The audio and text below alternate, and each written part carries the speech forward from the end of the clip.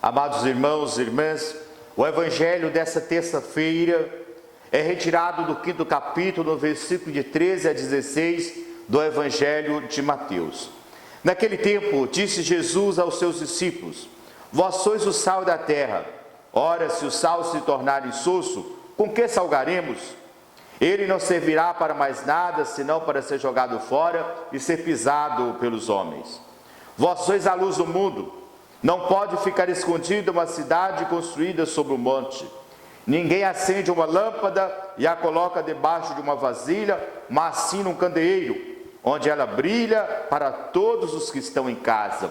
Assim também brilhe a vossa luz diante dos homens, para que vejam as vossas boas obras e louvem o vosso Pai que está nos céus. Palavra da salvação. Amados irmãos e irmãs, hoje São Mateus nos lembra aquelas palavras que Jesus nos fala sobre a missão dos cristãos: ser sal e luz do mundo.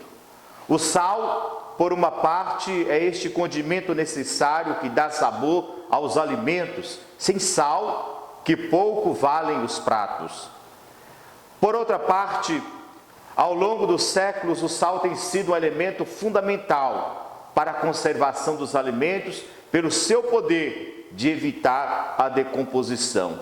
Jesus nos disse: deveis ser sal em vosso mundo, e como sal dá sabor e evitar a deterioração.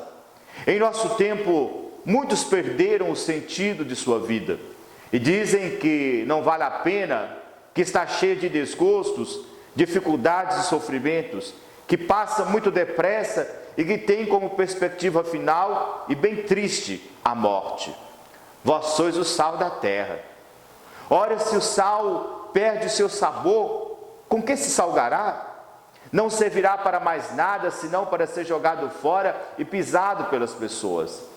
O cristão deve dar o sabor, mostrar com a alegria e o otimismo sereno de quem sabe que é filho de Deus, que tudo nesta vida é caminho de santidade, que dificuldades, sofrimentos e dores nos ajudam a purificar-nos e que ao final nos espera a vida de glória, a felicidade eterna.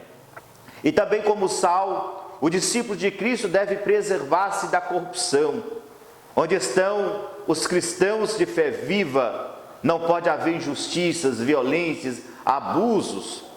Todo o contrário, devemos deixar resplandecer a virtude da caridade com toda a força, a preocupação pelos outros, a solidariedade, a generosidade.